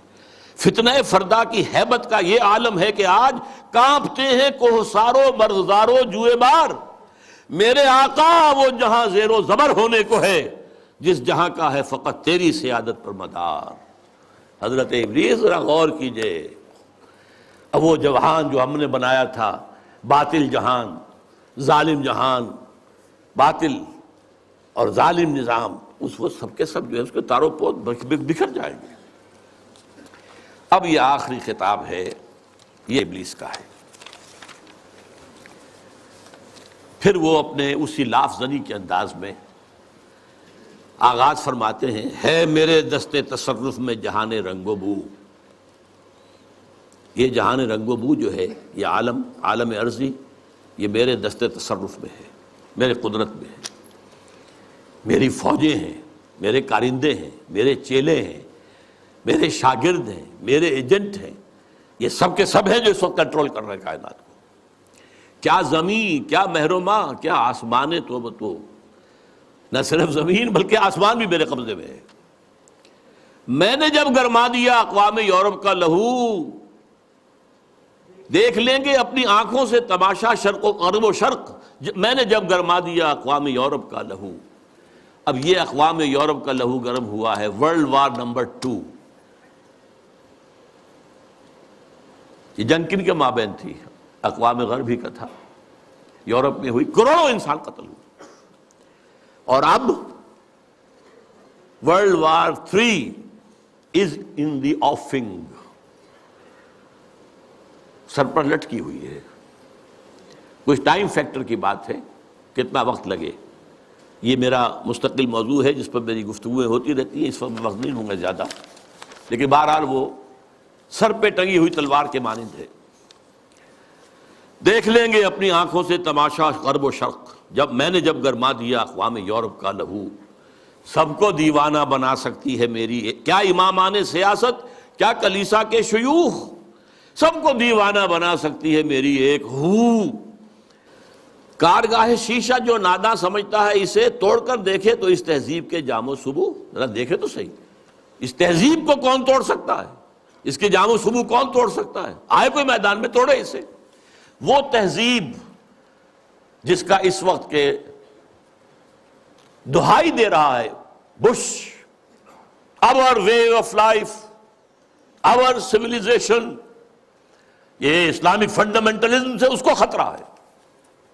our way of life، یہی فرعون نے کہا تھا اپنے درباریوں سے کہ یہ جو موسیٰ اور ہارون دو آ گئے ہیں، یذهبا بطریقتکم المثلی، تمہاری آئیڈیل تہذیب کو ختم کرنے کے درپے ہیں، یہ تمہارے نظام کو ختم کر دیں گے۔ آج وہی بات جو ہے بش کہہ رہا ہے، ہماری اس تہذیب کے توڑ کر دیکھے تو اس تہذیب کے جام و صبو، دست فطرت نے کیا ہے جن غریبانوں کو چاک، مزدکی منطق کی سوزن سے نہیں ہوتے رفو۔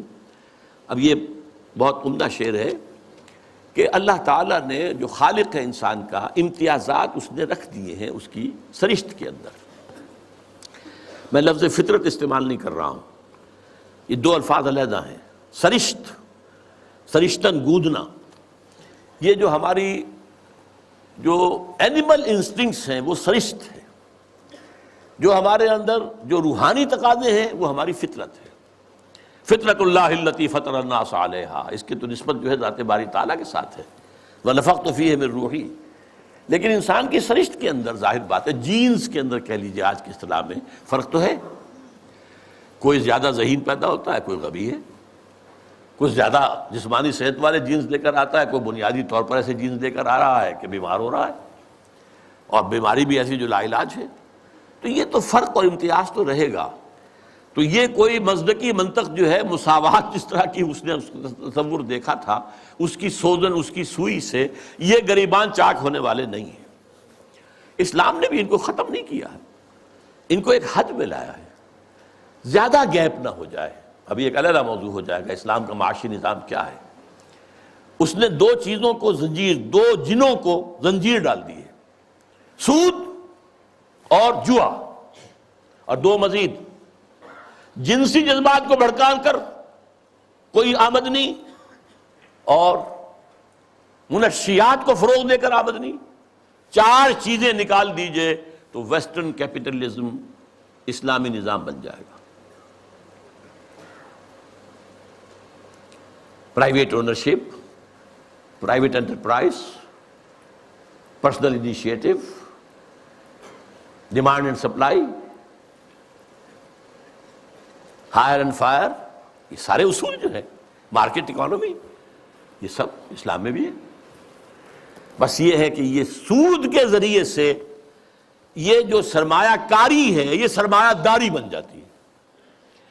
جیسے وہ آکاش بیل ہوتی ہے، درخت کے اوپر چھا گئی اور اس پورے درخت کی جو جتنی بھی اس کے اندر توانائی تھی کھینچ لیا اس کو، اس نے، وہ پھر سرمایہ داری بن جاتی. جوا، سٹاک ایکسچینج، ایک ہینڈل جو ہے ادھر سے ادھر کیا اور کریش ہو رہا ہے، مارکیٹ کریش ہو رہی ہے، بلینز اینڈ بلینز گون، اور وہ صرف ایک لیور کو کھینچنے کی بات ہے. یہ ساری چیزیں آپ کے علم میں ہیں. دست فطرت نے کیا ہے جن غریبانوں کو چاک، مصدقی منطق کی سوزن سے نہیں ہوتے رفو. کب ڈرا سکتے ہیں مجھ کو اشتراکی کوچہ گرد؟ یعنی تم جن سے گھبرا رہے ہو یہ مجھے تو نہیں ڈرا سکتے، مجھے ان سے کوئی خوف نہیں. یہ پریشاں روزگار آشفتہ مغز آشفتہ ہوں، یہ تو دیوانے قسم کے کچھ لوگ ہیں، ان کے خیالات بھی دیوانگی کے ہیں. ہے اگر کوئی خطر مجھ کو تو اس امت سے ہے. یہ ہے اب کلائمیکس اس کا، جس کی خاکستر میں ہے اب تک شرار آرزو. بہت اہم ہیں یہ الفاظ. اگرچہ دنیا میں ابھی کہیں اسلامی نظام موجود نہیں ہے، we have to admit. دنیا کہتی ہے اسلامی نظام، بھائی کتاب میں ہے، اس میں پڑھ لو یہ نظام ہے. وہ کہتے دکھاؤ کہیں، نہیں، سوری، کہیں نہیں ہے، کہیں آثار بھی نہیں ہے ابھی تک، تو کم سے کم نظر تو نہیں آ رہے. لیکن اس کی نگاہ دیکھ رہی تھی جبریل، اس ابلیس کی 80 برس پہلے، اور آج وہی ویژن ویسٹ کو حاصل ہو چکا ہے. اس کی خاکستر میں ہے اب تک شرار آرزو. خاکستر ایک اگر انگارہ ہے، انگارے کے اوپر راکھ آ جاتی ہے تو آگ تو نظر نہیں آتی، تو راکھ ہے. کہیں اب آپ اسے اٹھائیں گے اور وہ اگر راکھ نکل گئی پھر پتہ چلے گا اندر کیا ہے. یہ وہ دیکھ رہا ہے. اس امت کی خاکستر میں شرار آرزو موجود ہے اگر مجھ کو خطر کوئی تو اس امت سے ہے جس کی خاکستر میں ہے اب تک شرار آرزو. یہ شرار آرزو پیدا کب ہوا یہ بھی سمجھ لیجئے. ویسٹرن کلونیلزم کا بستر جب طے ہوا، وہ نئی بساط بچھانی ہے اس کے بعد ہی. جیسے ہی ویسٹرن کلونیلزم گیا ہے، ورلڈ بینک صاحب تشریف لے آئے، اسی وقت قائم ہوئے ہیں. مالیاتی استعمار کا آغاز. لیکن جب یہ طے ہوا، اب ہم مسلمان بھی آزاد ہو گئے، تو خیال آیا جیسے کسی بے ہوش سے ہوش میں آنے کے بعد یاد آتا ہے میں کیا تھا، ہم کیا تھے، ہمارا بھی تو ایک نظام تھا. کم سے کم یہ کہ ہمارے بھی کچھ قوانین تھے، کچھ تعزیرات تھیں، کچھ حدود تھے، کچھ سزائیں تھیں، کوئی فیملی لاز تھے، کوئی ہمارے جو قانون وراثت تھا، ہماری تہذیب تھی، ہمارے ہاں کی وہ شرم اور عفت والی جو ہے ایک معاشرت تھی. وہ یاد آئی اور ایک خواہش دل میں انگڑائیاں لینے لگی. And this was a universal phenomenon. From Indonesia till Mauritania. مسجوبی پارٹی، جماعت اسلامی، خاکسار، اسلام کے غلبے کے لیے، فدائیین ایران میں، مسجوبی پارٹی انڈونیشیا میں، الاخوان المسلمون مصر میں، عباد الرحمن لبنان میں، سعید نورسی ترکی میں، وغیرہ وغیرہ وغیرہ. یہ سب تحریک ایک ہے. نعیم صدیقی مرحوم نے ایک نظم بھی کہی تھی، مجھے اب وہ یاد تو نہیں ہے ایک ہی جذبہ، کہیں اونچا کہیں مدھم. یہ ایک ہی جذبہ ہے، یہ سارا کا سارا. نام اور ہے، وہ اخوان ہیں، یہ جماعت اسلامی ہے، یہ خاکسار ہیں. خاکسار بھی ایک وقت میں بڑے زور شور سے اٹھے تھے. بہرحال یہ جذبہ جو ہے اس وقت سے ہے، لیکن افسوس یہ جذبہ دو چیزوں میں ٹھوکر کھا گیا. ایک تو اس نے یہ سپوز کر لیا جب ہم مسلمان ہیں تو ایمان تو ہمارے اندر ہے، بس یہ سب سے بڑی غلط. ایمان نہیں ہے بھائی، یہ ایک موروثی عقیدہ ہے، اٹس ناٹ ایمان. ایمان وہ ہوتا ہے جو پرسنل کنوکشن کی شکل اختیار کرے. یقین پیدا کرے، ناداں یقین سے ہاتھ آتی ہے وہ درویشی کے جس کے سامنے جھکتی ہے فغفوری. You start with this that we are Muslims, so that we are Momins. اب بس صرف عمارت بنانی ہے، اللہ اللہ غلط. اصل میں تو ایمان کی دوبارہ تجدید بنیاد ہے اس کام کی. اور نمبر دو یہ کہ انہوں نے سوچا کہ دنیا میں اور جس طریقے سے چیزیں چلتی ہیں ایسے ہی ہم بھی کہیں الیکشن میں حصہ لے کر لیں، کہیں کچھ اور کام کر لیں، کہیں کوئی فوجی بغاوت سے کر لیں. نہیں بھائی، اس سے نہیں ہوگا. اس کا طریقہ وہی ہوگا جو محمد الرسول اللہ کا تھا صلی اللہ علیہ وسلم. پوری انسانی زندگی میں ایک ہی مرتبہ، اور تمام انبیاء اور رسول کی جماعت میں سے صرف ایک ہی شخص کے ہاتھوں وہ انقلاب برپا ہوا تھا، اور کسی کے ہاتھوں نہیں ہوا، اور وہ ہے محمد صلی اللہ علیہ وسلم. وہی اول وہی آخر. اور اب بھی ہونا ہے، یہ صحیح ہے. ابلیس بھی ٹھیک دیکھ رہا ہے، اور علامہ اقبال نے بھی ٹھیک دیکھا، اور آج بش بھی ٹھیک دیکھ رہا ہے. بلیئر اس کا چھوٹا بھائی بھی دیکھ رہا ہے. وہ چونکہ اس نے کہا بلیئر نے جو خلافت کا نام لے وہ فنڈامنٹلسٹ ہے، وہ ٹیررسٹ ہے. اور بش نے تو کہہ دیا، یہ کسی مسلمان کو تو میرے علم کی حد تک تو یہ خیال بھی نہیں آیا تھا کہ یہ تو اسپین سے لے کر اور انڈونیشیا تک خلافت قائم کرنا چاہتے. اسپین کا لفظ میں نے تو آج تک نہیں سنا تھا، لیکن خوف دیکھیے، ہیبت، فتنہ فردا کی ہیبت کا یہ عالم ہے کہ آج وہ جو کانپ رہے ہیں کہ یہ خلافت کا نظام نہ آ جائے کہیں. تو وہ خاکستر میں شرار آرزو ہے. اندیشہ یہی ہے کہ کہیں یہ بڑھ کر کوئی بہت بڑے طوفان کی شکل اختیار نہ کر لے. کرتے ہیں اشک سحر گاہی سے جو ظالم وضو، خال خال اس قوم میں اب تک نظر آتے ہیں وہ. کرتے ہیں اشک سحر گاہی سے جو ظالم وضو، جانتا ہے جس پہ روشن باطن ایام ہے، مصداقیت فتنہ فردا نہیں اسلام ہے. اب مجھے ذرا جلدی کرنی ہے، وقت بہت ختم ہو رہا ہے. دیکھیے اب حقیقت بھی نہیں، اس امت کی حالت کیا ہے اس وقت. جانتا ہوں میں یہ امت حامل قرآن نہیں،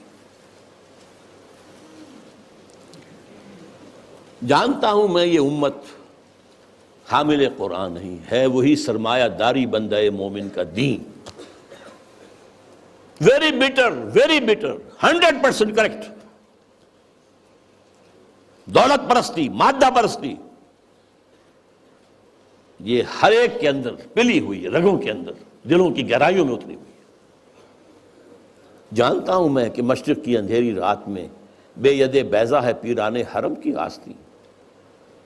پیران حرم جو بیٹھے ہوئے ہیں، وہ جو صوفی ملا جس کو پہلے کہہ چکا ہے، صوفی ملا ملوکیت کے بندے ہیں تمام، ان کی آستین میں ید بیضا نہیں ہے. حضرت موسیٰ کے آستین میں سے ہاتھ نکلتا تھا تو وہ چمکتا ہوا ہوتا تھا، دمکتا ہوا سورج کی طرح. وہ نہیں ہے. بے ید بیضا ہے پیران حرم کی آستین. عصر حاضر کے تقاضاؤں سے ہے لیکن یہ خوف ہو نہ جائے آشکارا شرع پیغمبر کہیں. یہ اہم ترین شعر ہے اس نظم کا.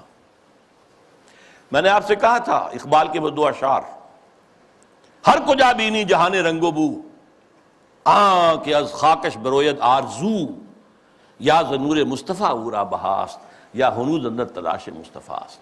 یہ جو ڈائلیکٹیکل پروسیس چل رہا ہے ہسٹری کا، یہ اصل میں کیا جا رہا ہے؟ ایک چیز پیدا ہوئی، اس کا رد عمل پیدا ہوا، اس کے بعد ان دونوں میں تصادم ہوا، پھر دونوں سے ایک مل کر جل کر ایک نظام وجود میں آ گیا، پھر اس کے اندر جو خرابی ہے وہ ظاہر ہوئی، اس نے اپنے رد عمل کو جنم دیا، تھیسس، اینٹی تھیسس، سنتھیسس، یہ سنتھیسس پھر تھیسس بن گیا، پھر اینٹی تھیسس، پھر سنتھیسس۔ واقعہ یہ ہے کہ نوع انسانی رفتہ رفتہ جا رہی ہے اس ڈائلیکٹیکل پروسیس کے تحت بھی اسی نظام کی طرف جو محمد نے عطا کیا صلی اللہ علیہ وسلم۔ وہ کہتا ہے اس سے خوف ہے، امت میں دم نہیں ہے، اس کا قول ہے یہ، اللہ کرے گا اس امت میں جہاں پیدا ہو جائے گی، لیکن کہہ وہی رہا کہ میں جانتا ہوں میں یہ امت حامل قرآن نہیں ہے، وہی سرمایہ داری بندہ مومن کا دین، جانتا ہوں میں کہ مشرق کی اندھیری رات میں بے ید بیضا ہے پیران حرم کی آستین، عصر حاضر کے تقاضاؤں سے ہے لیکن یہ خوف۔ دیکھیے ملوکیت، امپیریلزم، شہنشاہیت کے جواب میں رد عمل میں انقلاب آیا فرانس کا، جمہوریت آ گئی۔ جمہوریت چونکہ اللہ کی ہدایت سے تو مستفید نہیں ہے، یہ تو مادہ اندھا مادہ جو ہے وہ ایکشن ریئیکشن پیدا کر رہا ہے، اس کے اندر وہ جو دولت پرستی تھی، سود رہا، پھر انڈسٹریل ریولوشن آ گیا تو وہ سرمایہ داری بن گئی، ایک لعنت سے چھٹکارا پایا دوسری لعنت میں گرفتار، فیوڈل لارڈ سے آزاد ہوئے، کارخانے دار اس کے غلام ہو گئے، اس کے رد عمل میں کمیونزم آیا، ایک پارٹی ڈکٹیٹرشپ آ گئی، اب وہ بھی ختم ہوا، اب کہاں آئے گا؟ اب انسان دو راہ پر کھڑا ہے، کہاں جائے گا؟ فوکویاما کہتا ہے اینڈ آف ہسٹری، تاریخ انسانی کے اندر جو سب سے اونچا مقام ہو سکتا تھا ہم حاصل کر چکے، کمیونزم کا خاتمہ ہو گیا، اب کوئی نظام ہمارے مد مقابل آ ہی نہیں سکتا۔ اس کا ایک جواب لکھا ہے تو ہمارے پاکستان کے ہی عابد اللہ جان، اینڈ آف ہسٹری کی جواب میں اینڈ آف ڈیموکریسی کتاب لکھی ہے، مغربی جمہوریت ختم ہو گئی ہے، مغربی جمہوریت ختم ہو گئی ہے، اس کے دلائل، اس کے شواہد تفصیل کے ساتھ اس کی کتاب کو پڑھیے، اور اب اسلام جو آئے گا سنتھیسس ہوگا، اب وہ ہوگا اسلامی جمہوریت، اسلامی سوشلزم۔ سوشلزم میں جو خیر تھا وہ بھی اسلام کے اندر ہے، خیر یہی تھا نا کہ ہر ایک کے لیے بنیادی ضروریات جو ہے فراہم کر دی جائیں، یہ تو اسلام میں ہے، ہم نے نہیں کیا تو ہم مجرم ہم ہیں۔ اسکینڈینیوین سوشلزم اپنی ٹاپ کے اوپر کھڑا ہوا ہے، لیکن اسلام کا سوشلزم اس سے کہیں آگے جائے گا، جمہوریت ٹاپ کی، جہاں ایک بوڑھی عورت جو ہے وہ ٹوک سکتی ہے امیر المومنین عمر فاروق کو رضی اللہ تعالیٰ عنہ، ایک شخص ان سے احتساب کر سکتا آپ کا کرتا کیسے بنا ہوا یہ بتائیں، کہاں سے آیا کپڑا، یہ اس کا خواب وہ تو اسلام میں ہے، لیکن یہاں جیسا کہ میں نے کہا اسلامی جمہوریت ہوگی، اللہ کی حاکمیت کے تحت عوامی خلافت، اسلامی سوشلزم ہوگا، ہر ایک کی بنیادی ضروریات کی کفالت زکوٰۃ کے نظام کے ذریعے سے، یہ نظام ہے۔ تو عصر حاضر کے تقاضاؤں سے ہے، لیکن یہ خوف ہو نہ جائے آشکارا شرع پیغمبر کہیں، الحذر آئین پیغمبر سے 100 بار الحذر، حافظ ناموس زن مرد آزما مرد آفری، الحذر پناہ پناہ آئین پیغمبر صلی اللہ علیہ وسلم۔ یہاں اقبال نے جو کمال دکھایا ہے، دس از دی جسٹ، لب لباب، وہ آئین پیغمبر کیا ہے؟ نمبر 1 حافظ ناموس زن مرد آزما مرد آفرین، اس کا جو معاشرتی نظام ہے وہ کیا ہے؟ عورت کی عصمت و عفت کی حفاظت، نمبر 1۔ اس کے لیے 4 پردے دیے اسلام نے، 1 نہیں 4، پورے معاشرے میں ایک پردہ ہو، سیگریگیشن آف دی سیکسز، مردوں کا دائرہ کار علیحدہ ہے، عورتوں کا علیحدہ ہے، مردوں کے اسکول علیحدہ ہے، عورتوں کے علیحدہ ہے، مردوں کی کالج علیحدہ ہے، عورتوں کے علیحدہ ہے، مردوں کے اسپتال علیحدہ ہے، عورتوں کے علیحدہ ہے، سیگریگیشن۔ نمبر 2 گھر کی 4 دیواری کے اندر، یہ نمبر 2 پردہ ہے، باہر نکلیں تو برقع لیں یا چادر لیں، چہرہ ڈھانپے، یہ تیسرا پردہ ہے۔ اور گھر کی چار دیواری کے اندر بدن کو پورے طور پر ڈھانک کر رکھنا سوائے چہرے کے اور ہاتھ کے اور پاؤں کے، اس کے سوا عورت کے جسم کا کوئی حصہ ماں کا بھی بیٹے کی نگاہ میں نہ آئے، بہن کا بھائی کی نگاہ میں نہ آئے، بیٹی کا باپ کی نگاہ میں نہ آئے۔ ورنہ کیا نہیں ہو رہا آج؟ انسیسٹ نہیں ہو رہا آج؟ کتنا ہو رہا ہے یورپ میں، اور آپ کے ہاں کتنا کچھ ہو رہا ہے۔ حافظ ناموس زن، مرد آزما، مرد کے لیے چیلنج ہے۔ تمہارا کام ہے، معاش کی پوری ذمہ داری تمہارے سر ہے، عورت کے سر نہیں ہے۔ اس کی کفالت تمہارے ذمہ ہے، یو ہیو ٹو سپورٹ ہر، اور اولاد کی ساری کفالت تمہارے ذمہ ہے۔ شادی کرو گے مہر تم دو گے، عورت لے گی۔ شادی کا خرچہ تم کرو گے، دعوت تم دو گے ولیمے کی، عورت کے والوں کی، لڑکی والوں کی طرف کوئی نہیں۔ This is the challenge to the males. حافظ ناموس زن، مرد آزما، چیلنجنگ، اور دفاع جو ہے ملک کا وہ اصل میں تمہاری ذمہ داری ہے۔ یہ ٹھیک ہے کسی آخری وقت میں آ کر اگر ہوم ٹو ہوم فائٹنگ ہو رہی ہو، اسٹریٹ فائٹنگ ہو رہی ہو، عورتیں بھی آئیں میدان میں، ٹھیک ہے، لیکن نہیں، بنیادی طور پر نہیں۔ اسی سے مردانگی پیدا ہوتی ہے۔ نمبر 2، موت کا پیغام ہر نوع غلامی کے لیے، نہ کوئی فخفور و خاکہ، نہ گدائے رہ نشیں، کوئی غلامی نہیں، کوئی حاکم نہیں، کوئی محکوم نہیں، اللہ حاکم، تم سب محکوم۔ کونوا عباد اللہ اخوانا، سیاسی سطح پر تم سب برابر ہو، بالکل نو ڈسکریمنیشن۔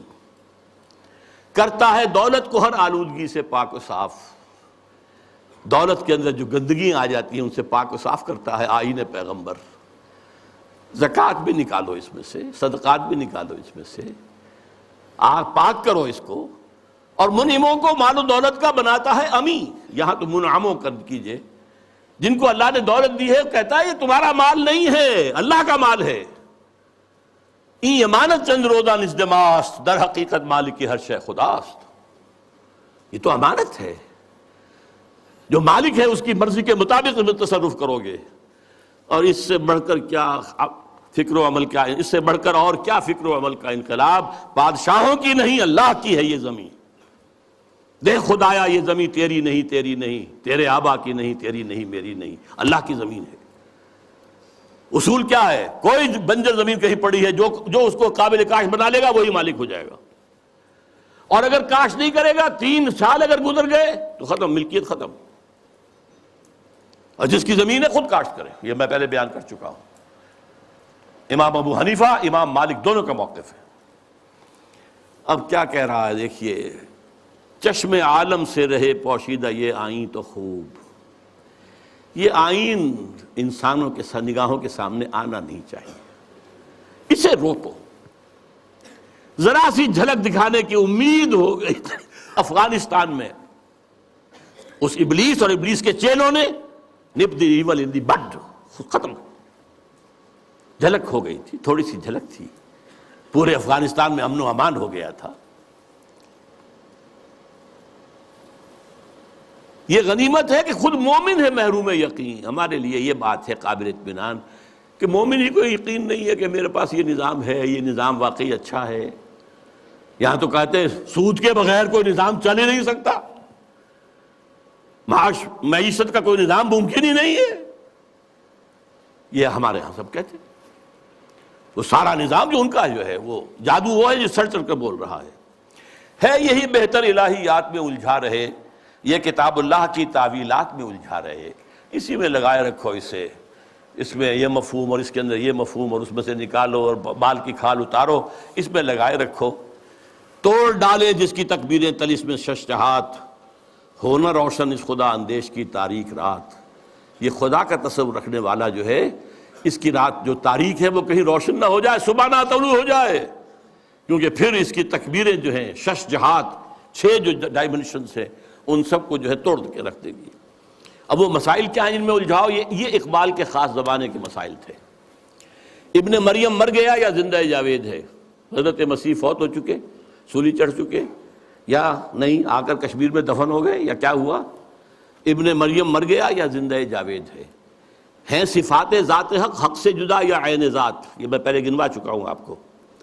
آنے والے سے مسیح ناصری مقصود ہے یا مجدد جس میں ہوں فرزند مریم کے صفات، وہ جس کے آنے کی خبر دی گئی ہے وہ وہی عیسیٰ ابن مریم ہوں گے، مسیح ناصری، جیزس آف نازرت، یا یہ کوئی مجدد ہوگا جس کے اندر مریم، فرزند مریم کے صفات.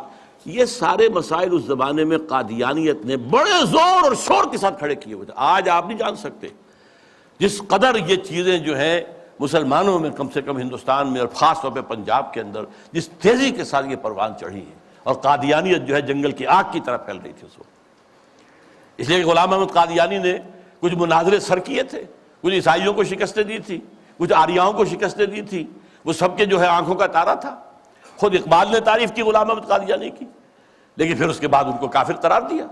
اور جب انہیں پوچھا گیا کہ یہ کیا معاملہ ہے، آپ نے پہلے تو تعریف کی تھی، تو کہا only stones do not change. یہ فتنے ان کے اٹھائے ہوئے الفاظ ہیں اس وقت میں. ہے کلام اللہ کے الفاظ حادث یا قدیم، امت مرحوم کی ہے کس عقیدے میں نجات.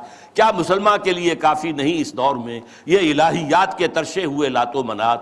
تم اسے بیگانہ رکھو عالم کردار سے، تاب سات زندگی میں اس کے سب مہرے ہوں مات. خیر اسی میں ہے قیامت تک رہے مومن غلام، چھوڑ کر اوروں کی خاطر یہ جہان بے ثبات. ہے وہی شعر و تصوف اس کے حق میں خوب تر، جو چھپا دے اس کی آنکھوں سے تماشائے حیات. ہر نفس ڈرتا ہوں اس امت کی بیداری سے میں، ہے حقیقت جس کی دی کی احتساب کائنات. مست رکھو ذکر و فکر صبح گاہی میں اسے، مختطر کر دو مزاج خانقاہی میں اسے. یہ اس کی آخری جو ہے ہدایات ہیں.